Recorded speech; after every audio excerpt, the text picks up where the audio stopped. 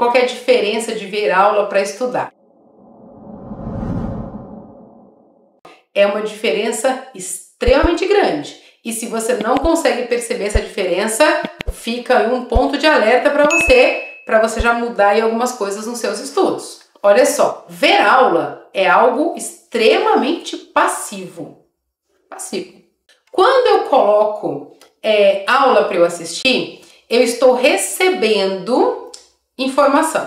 Boa parte dessa informação que eu estou recebendo, eu não vou reter. Enquanto a gente está naquela postura de assistir aula, boa parte do que eu estou assistindo, eu não vou reter. Isso não é você, isso somos nós. A gente não retém. A gente retém uma parcela, uma porcentagem muito pequena daquilo que a gente assiste em aula.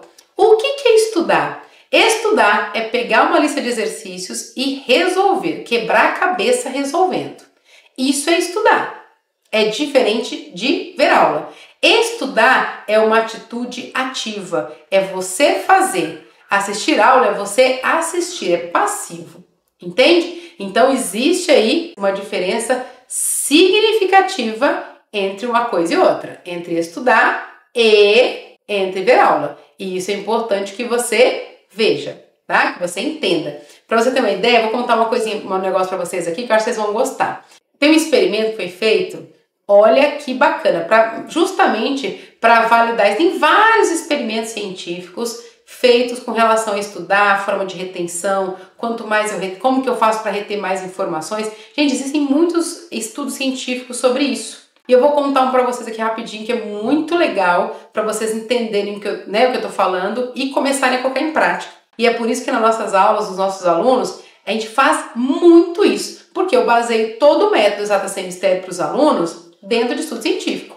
Então, por exemplo, a atividade física não é opcional. Um aluno que quer passar em medicina tem que fazer. Ah, porque ele ama? Não, porque vai fazer reter mais informação. Já é comprovado cientificamente que quem faz atividade física de musculação e aeróbico retém mais informação. Então, a gente vai usar tudo isso a nosso favor. São orientações que a gente passa na mentoria para os alunos. Por quê? Porque mas é pouca diferença. Não sei se é pouco ou se é muito. Mas uma única questão a mais que você acertar pode te dar vantagens. Então isso vale a pena.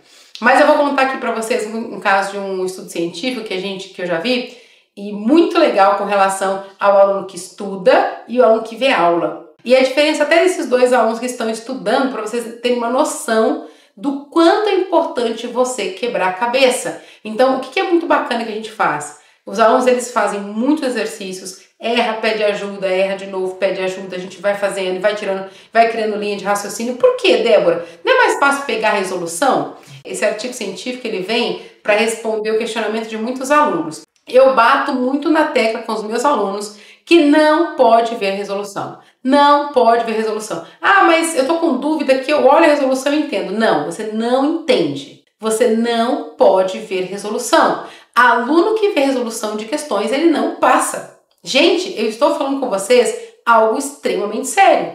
Alunos que estudam por resoluções não vão passar em medicina. Esquece! E olha só como que foi feito esse estudo científico. Pegaram dois grupos, né, alunos ali dentro do mesmo perfil, das mesmas características, dentro do mesmo nível, separaram dois grupos. E aí um professor foi e deu aula para esses dois grupos, a mesma aula. Então foi dado ali a mesma aula para os dois grupos.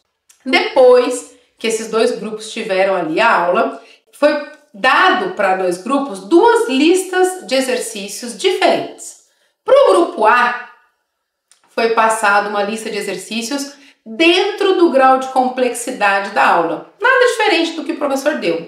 Então, dentro daquele conceito que o professor deu, daquele grau de complexidade, foi passada a aula. Foi passada a lista para aquele grupo dentro daquele contexto.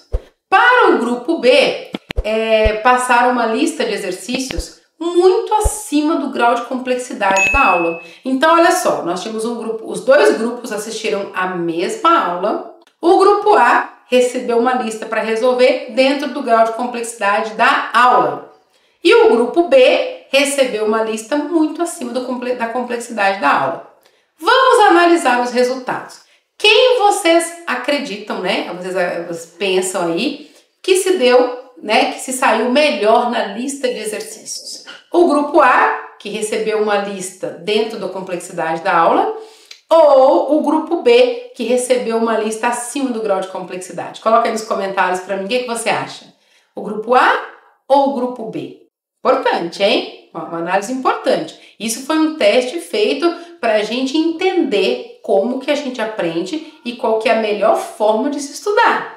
Olha que loucura! Esses alunos do grupo A, que receberam a lista de exercícios dentro do grau de complexidade da aula, foram muito melhor, acertaram boa parte das questões.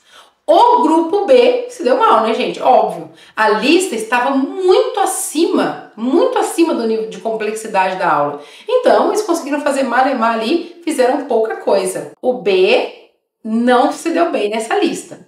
Ok, então o B foi muito mal, o A foi muito bem, beleza. Pegaram esses grupos, aplicaram uma nova lista de exercícios que não era tão simples quanto a aula, mas não era tão avançada quanto a primeira lista que o grupo B tinha recebido, né? Tão difícil. Estava no nível intermediário, estava com um nível acima, porém não tão acima. E aí entregaram a mesma lista para os dois grupos para que eles resolvessem. Quem se deu melhor nesta segunda etapa, nessa segunda lista? O grupo B. Por que, Débora? E quais foram as conclusões disso, né? O grupo A se acostumou com aquele ritmo, com aquele nível, sem grandes desafios, sem grandes problemas para se resolver. Então ele consegue resolver coisas naquele nível.